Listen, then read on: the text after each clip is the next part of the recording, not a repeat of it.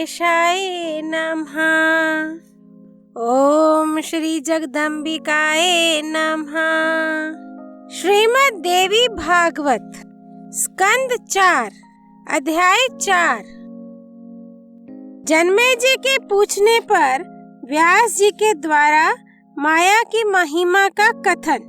राजा जन्मेजय ने कहा, महाभाग, इस उपाख्यान को सुनकर मैं बड़े ही आश्चर्य में पड़ गया हूँ।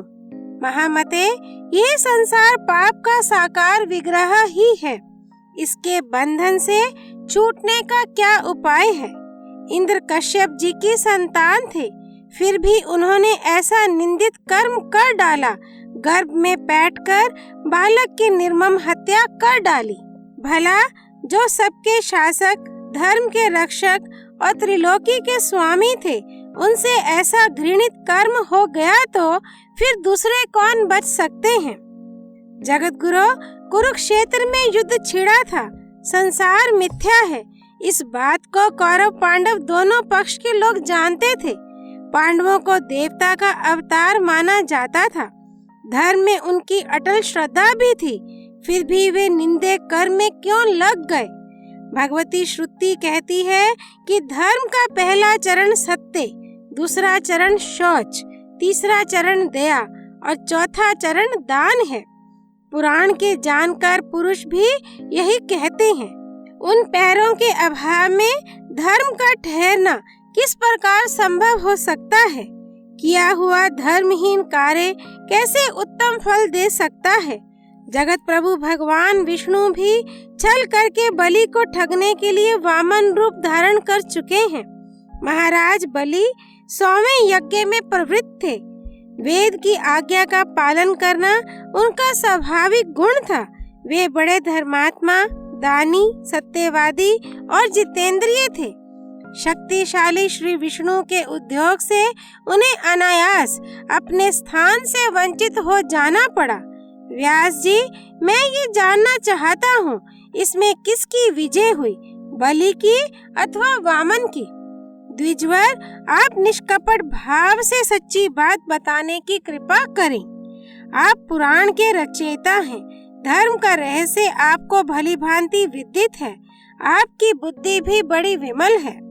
व्यास जी बोले, राजन, महाराज बलि ही विजयी हुए, जिन्होंने पृथ्वी दान कर दी।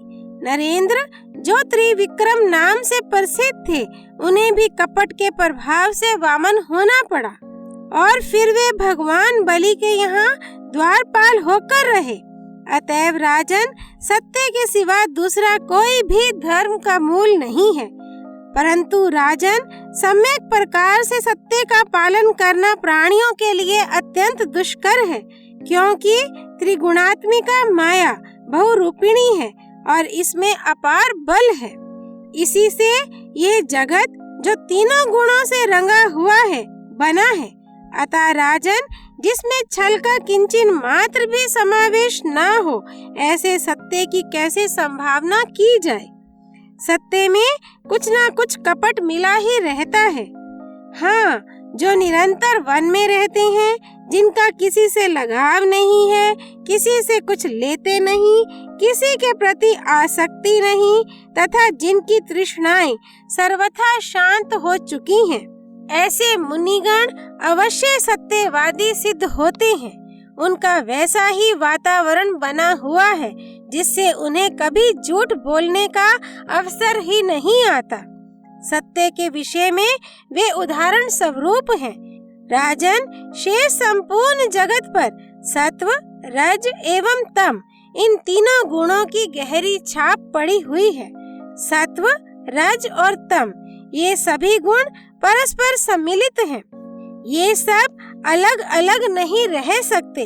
धर्म सत्य है और सदा रहता है, किंतु किसी की बुद्धि इस पर ठहरने नहीं पाती, क्योंकि प्राणी पर माया का अमिट आवरण पड़ा हुआ है। महाराज, इंद्रियां प्रमथनशील हैं।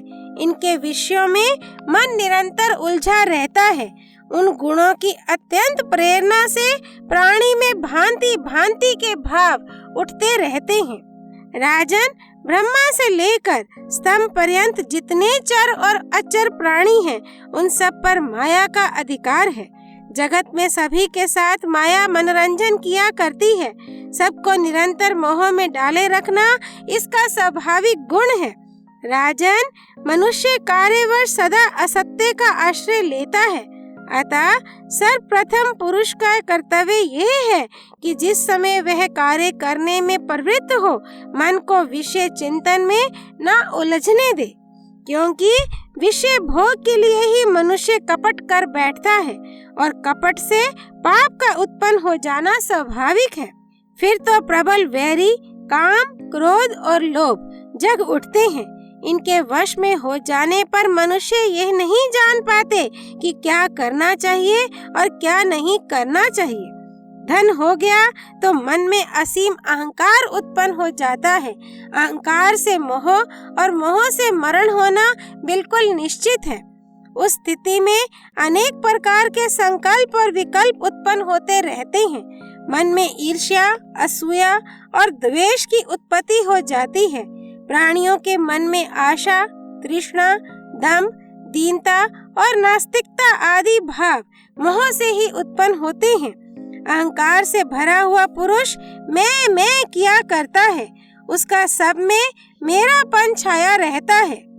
किंतु यह विचार उत्तम नहीं माना जा सकता, क्योंकि राग और लोभ से किए हुए कर्म में सर्वत्र अपवित्रता रहती है। अतः विद्वान पुरुष को चाहिए कि किसी भी कार्य को आरंभ करते समय पहले द्रव्य पर दृष्टिपात कर ले, जिसके उपार्जन करने में किसी से द्रोह ना करना पड़े। वही धन धार्मिक कार्य में श्रेष्ठ माना जाता है। राजेंद्र, द्रोह पूर्वक उपार्जन किए हुए द्रव्य के द्वारा मनुष्य जो उत्तम कार्य करता है, उसका समय पर उल्टा फल ही उसके सामने आता है। इसलिए मन की पवित्रता परम आवश्यक है। जिसके मन में किसी प्रकार के अपवित्र भाव नहीं है, वही समीचीन फल का भागी हो सकता है। मन में अशुद्ध विचार भरे रहने पर यथार्थ फल मिलना बिल्कुल असंभव है। यज्ञ आदि कर्मों में आचार्य एवं ऋत्विक प्रभृति जितने कार्य करता हूँ, उन सब का अंतःकरण पवित्र होना चाहिए, तभी यज्ञ का पूर्ण फल सुलभ हो सकता है। देश, काल, क्रिया, कर्ता, द्रव्य और मंत्र, इन सब की शुद्धता वांछनीय है। इनमें शुद्धता रहती है तो कर्म के संपूर्ण फल भोगे जा सकते हैं। शत्रु मर जाएं और मेरी सबसे बढ़कर उन्नति हो, इस उद्देश्य से मनुष्य जो यज्ञ, दान आदि पुण्य कार्य करता है, उसका फल उसे उल्टा ही मिलता है। स्वार्थी मनुष्य यह नहीं जानता कि कौन सा कार्य उत्तम है और कौन निषिद्ध। वह निरंतर पाप कर्म में संलग्न रहता है। एक भी उत्तम कर्म उससे नहीं हो पाता। वेद कहते हैं कि देवताओं की सत्वगुण से, मनुष्यों की रजोगुण से और पशु प्रवृत्ति की तमोगुण से उत्पत्ति होती है। इससे देवता सत्व प्रधान ठहरते हैं, फिर भी वे परस्पर वैर भाव बनाए रखते हैं। तब फिर पशु परस्पर वैर रखते हो, इसमें कौन सी विचित्र बात है। देवता भी निरंतर द्रोह में तत्पर रहते हैं। किसी की तपस्या में विघ्न उपस्थित कर देना उनका स्वाभाविक गुण बन गया है। उनके मन में कभी प्रसन्नता नहीं रहती। वे सदा द्वेषी बनकर परस्पर वैर ठाने रहते हैं। राजन, ये संसार ही अहंकार से उत्पन्न हुआ है, अतः राग द्वेष इससे अलग हो ही कैसे सकते हैं।